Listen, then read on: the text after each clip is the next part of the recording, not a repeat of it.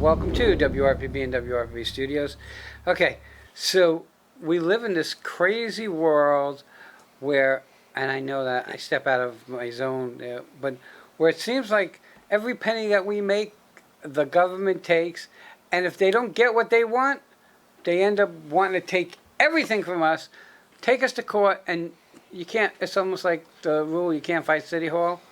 Well, you can, and you can if, in fact, you use a professional. With me is Kenny Ferrara. Kenneth Ferrier.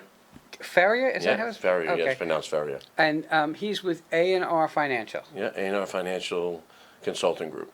Okay, so before we go anywhere, I just got to tell you, when we were looking for somebody who can do what he does, and which we'll explain in a minute, and he said he would come on, and I said, well, give me your email. I was kind of taken back because I didn't understand, and I couldn't wait for him to come in to explain to me why his email is bite pickle. Okay? Yeah, it's the same reaction from everyone as I was explaining to you before. I had a little kitten years ago who was very close to me. His name was Oreo. And me and my friends were going out one night in New York City. We went to go see a band called Invisible Scratch Pickles.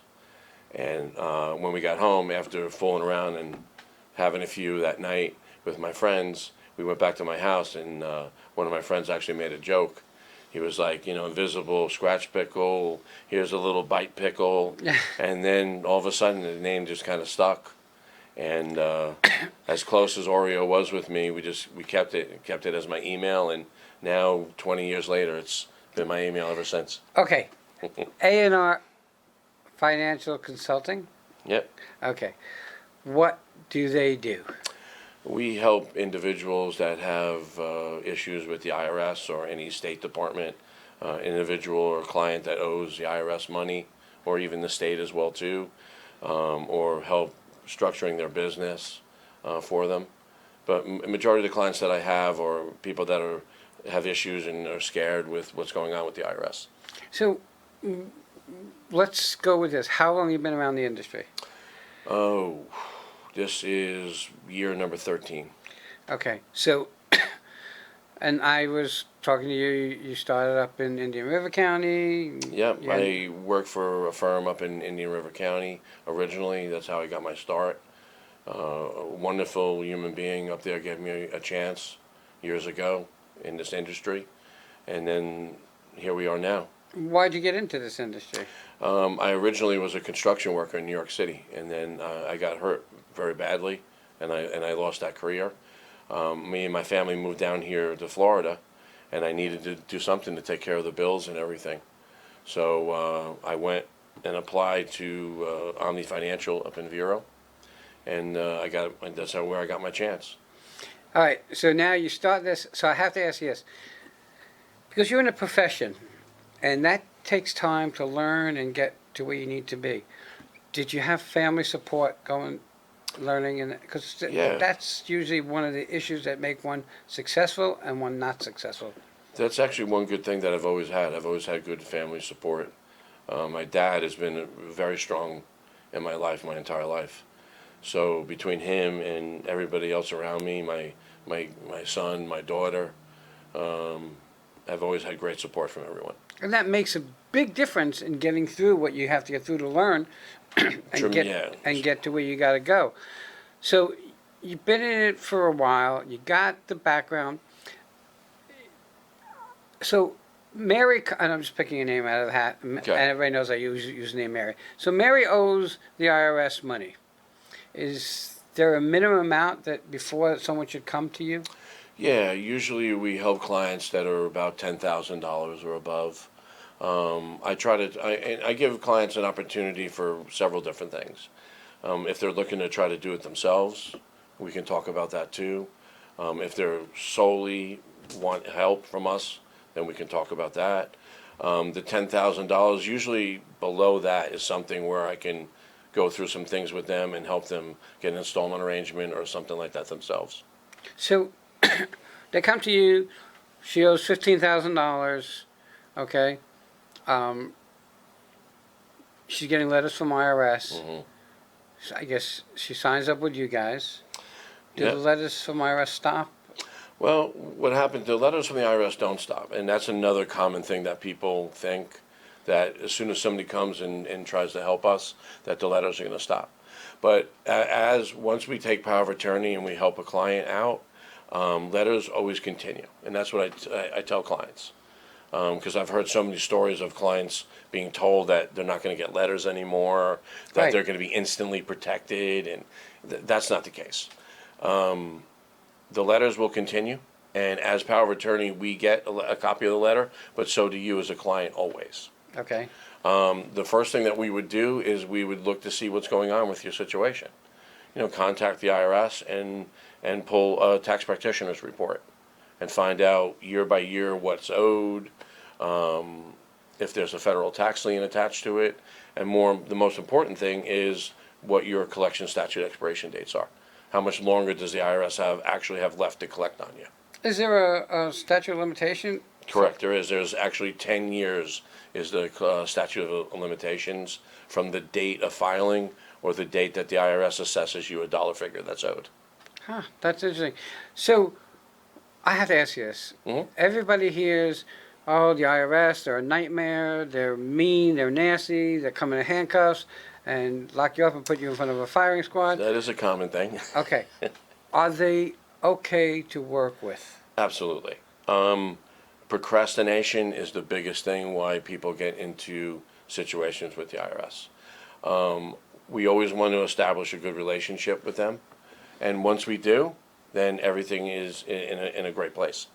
So, I mean, look, we all go through things in life, trauma, lose a job, get sick. Do those things pull any weight with the IRS? Sometimes. You would think that the IRS would have a much bigger heart than they do, but usually no. Depending on the situation, if we react quickly, then possibly yes. And depending on the actual agent that you deal with, then the answer could be yes as well too. But majority of the time, I've had clients, unfortunately, that are very ill with cancer or something, and they really have no interest in that. They want to get paid, or they want to find a way of getting paid, or financials, and that's pretty much it. So, correct me if I'm wrong, they cannot take away your primary residence? That's true. I mean, obviously, the IRS will always push to that situation. If you have equity in your home, obviously they would want to push in that direction. But the IRS is not interested in taking your primary home. Never will be. They want to be acknowledged, and they want to know what's going on with your situation. And once we do that, then we're pretty much able to put the fire out pretty quickly. So, I'm going to guess here that the IRS would be happy, or IRS or any agency that's going to Yeah, it collect could be that, the state as well right? too. They're open to make a deal with you for payments. Correct. Yeah, it's called an installment arrangement, and it's based upon financials. So we basically prove to the IRS what your ability or non-ability is for payment at the time.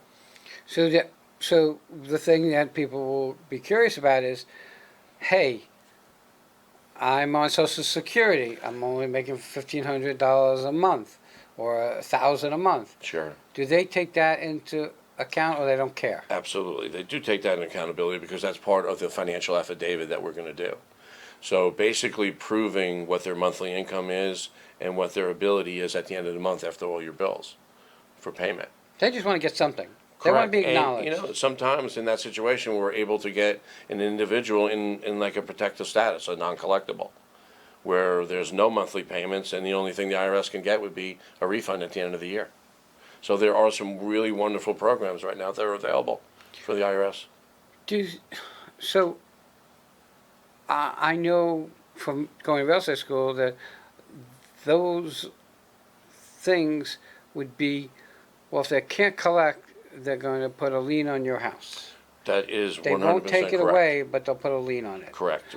When you go into a financial hardship, you're almost guaranteed to get a federal tax lien. And now, if you owe under $10,000, then there won't be a federal tax lien. But over $10,000 and you're in a financial hardship, then you can almost guarantee that you're going to get a federal tax lien. Okay, so if I hate to say this way, and ignorance is not No. okay, but if it's not ignorance, and you find out, or the IRS or whoever finds out that you owe in the millions, Yeah, we have clients that are in that kind of bracket. does the attitude with the IRS change? It does. I mean, because still it depends on what direction that individual goes with the IRS.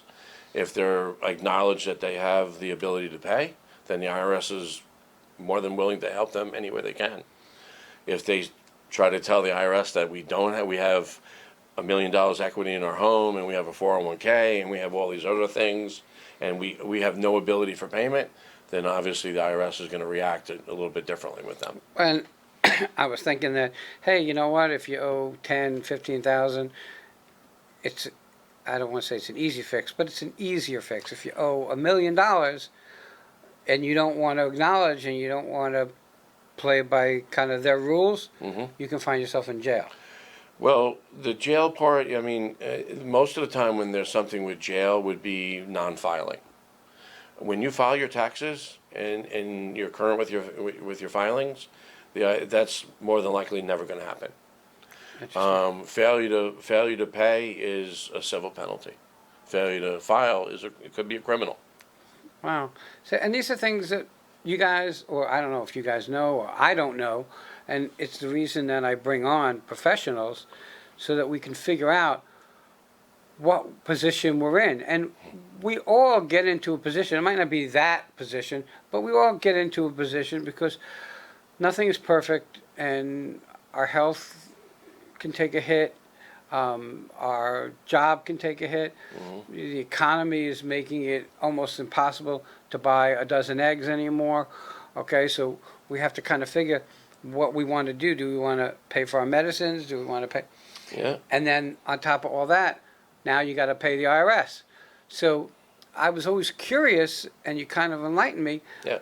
that everybody says the IRS, well, once you tie with the IRS, you're in big, big trouble. But that's not really the case then. No, it's not the case, and I want clients to understand that is that we want to establish a good relationship with them, because the quicker we can do that, the quicker we're going to get a result for them, and the IRS will know then what's going on with their situation.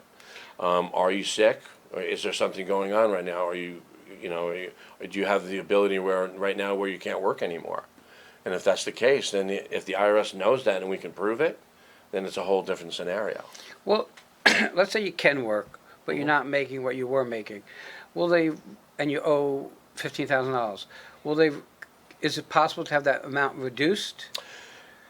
Well, it's not a matter of going in and reducing, and I tell clients this all the time, because one of the biggest things when you hear a television commercial or radio commercial is reducing the IRS liability or walking away from the IRS liability completely.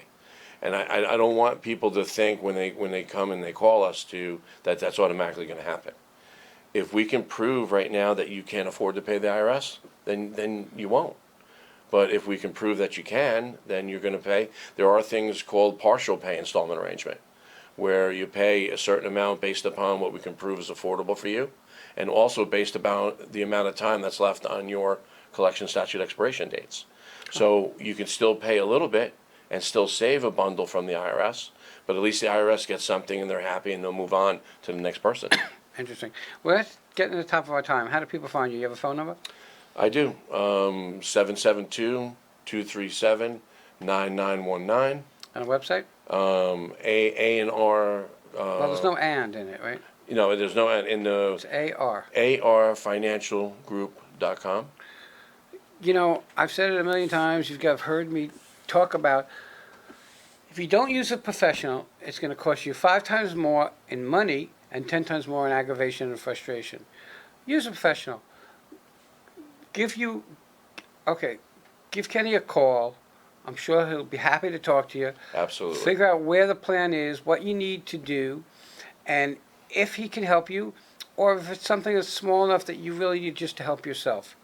With that, Ken, thank you so much for coming on. Thank you, sir. Everybody, we'll be right back. Use a professional.